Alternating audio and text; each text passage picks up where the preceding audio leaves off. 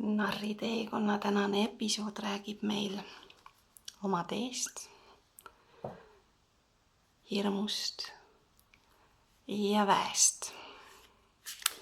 Et kui me vaatame narri kui kollektiivse energia esindajat, mis mulle tundub, et ta ongi, siis kõnelevad need narri teekonna jagamised vähemal või rohkemal määral sellest, mis kollektiivses ühisväljas hetkel toimub, missugused energiat on aktiivsed, aktiveerunud. Ja kuidagi selline omamoodi tunne on, et kollektiivina ka oleme jõudnud nagu sellisesse punkti, kus me varem pole olnud inimkonnana, kollektiivina. Et me mängime läbi erinevaid stsenaariume, oleme läbi mänginud erinevaid stsenaariume ja nüüd on kerkinud selline teatav ebakindluse tunne, mis mulle tundub, on seotud sellega, et meil pole enam justkui mustrit või mudelit, millele toetuda. Sest nii kaugele pole me varem jõudnud või sellises kohas pole me ehk varem olnud. Ja kutsub see meid üles leidma viisi, kuidas edasi minna. Ja see tuleb meil justkui endal avastada, et piltlikult me loome ise endale teed, mitte ei vali üht või teist, mis on juba olemas ja mida me oleme juba läbi mänginud, vaid nüüd on aeg käes selleks, et me valime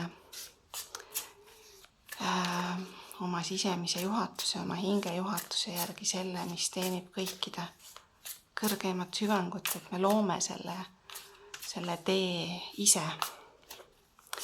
Ja kui sa algusest peale midagi ise lood, mida pole varem olnud, siis pole ju ka millelegi toetuda peale oma vankumatu usu, oma intuitsiooni ja jumalikku juhatusse, mida sa kuuled, mis kõneleb läbi su kõrgema mina, läbi su hinge.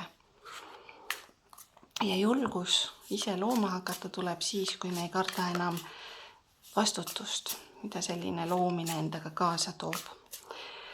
Et see on huvitav, et mõnes mõttes, kui keegi teine meile midagi ütleb, et siis, kui me seda teeme, siis justkui see ütleja kannab vastutust ja me tegijatena ei kanna.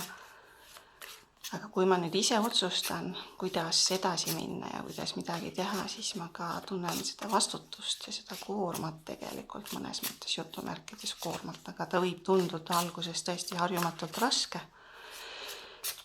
Ja seda väga paljud meist kardavad, sest sellega on seotud need tunded, et aga äkki ma pole piisavalt tark või hea või äkki ma ei oska, äkki ma ei saa hakkama, äkki ma ei meeldi teistele, kui ma nii teen. Samas oleme me selles muutuste paadis kõik koos, nii et tasub vaadata selle hirmu alla, mis seal hirmu all peidus on, sest tavaliselt, kus on meie suurim hirm, seal on ka suur vägi peidus. Nii et kui sa selle sellele hirmule julged otsa vaadata, siis sa leiad üles selle väekoha, mis on edaspidi sind kandmas ja toetamas. Energia vabaneb, hirm hoiab justkui kinni või vangis seda energiat ja kui sa selle vabastad, siis pääseb kõik voolama, pääseb kõik liikuma, hakkab kõik kandma. Ennast vähendavad mõtted on meile saanud tihti nii harjumuspäraseks, et me isegi ei märka enam, kui kergekäeliselt me ennast väikeseks ja väetiks teeme, mis tegelikult tähendabki seda, et anname oma väe ära. Hing kutsub sind alati avardumise ja kasvu ja oma väe vastuvõtmise ja tunnistamise ja äratundmise suunas.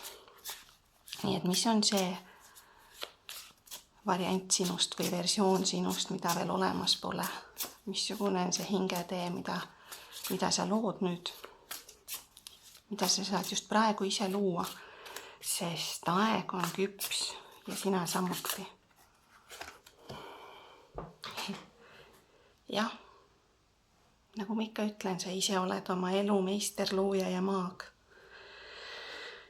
Ja narri teekond ongi see see tundma õppimine, teada saamine, et kuidas see loomine siis õigupoolest käib. Mis meid siin aitab, karikate rüütel. Ja muidugi, avatud südamega, südant usaldades liigud see edasi selle suunas, mis sind kutsub. Nii ongi. Sinu tunded, sinu süda on sinu GPS. Usalda oma tunnete juhatust, usalda seda juhatust. Kuule seda juhatust. Mõõkade 5 näeb siin välja selline võidukas. Jah, selle tee peal tuleb ette ka selliseid kohti, kus me ise teeme kellelegi võib-olla liiga ka, aga nõnda on need asjad seatud, et kui me liiga teeme, siis me saame ise seda ka maitsta, nii et tasakaal valitseb nii ehk naa kõiges. Ja see, et sa valid oma tee, oma südame järgi ei hoia sind tegelikult raskustest eemal, vaid mõnes mõttes just need raskused ja ebakõlalised kohad teevad selle tee unikaalseks ja ainulaadseks ja tuleb ette ka raskuste kandmist. Kus sa märkad, see on märkamise koht. Kui palju sa oled valmis kandma, kui palju ma võtan enda kanda ja kas kõik, mida ma kannan, on minu kanda. Kas see on üldse minu koore, mida ma kannan. Kõik väga olulised märkamise kohad sel teel. Ja ometi liigud see edasi, sest sul on plaan. Müntide rüütel on kõige aeglasemalt edasi liikuv rüütel. Ta praktiliselt seisab. Et siin on karikate rüütli puhul on näha, et hobusel on vähemalt üks jalg tõstetud. Siin on väga kindlad jalad maas. Aga maandatud edasi liikumine, teadmine, kuhu sa tahad minna ja miks sa tahad minna, miks sa sinna lähed. See on tegelikult edu võti. Asi ei ole meil siin mitte võimalikult kiiresti mingi asja ära tegemises, vaid asi on selles, et sa teed seda pühendumuse ja südamega. Ja sa maandad ennast niimoodi, et see, mida sa teed, pakub sulle endale rahuldust. Et see on ju sinu tee.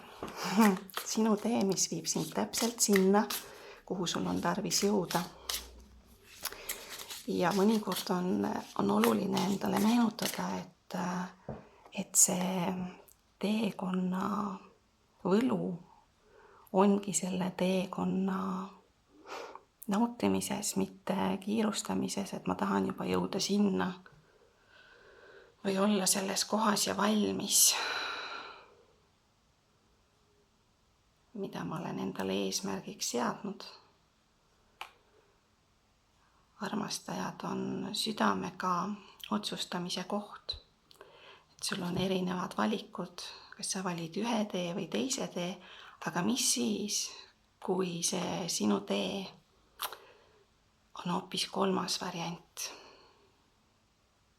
mis ei ole üldse mitte veel nähtav, vaid mis avaneb ja näitab ennast siis, kui sa selle lood. Ja nii, nagu sina selle lood, toetudes oma südamele. Keegi pole öelnud, et teekond peaks kerge olema. Sa ise lood oma tee. Ja ka raskused sel teel lood sa ise tegelikult endale, et kasvada ja õppida.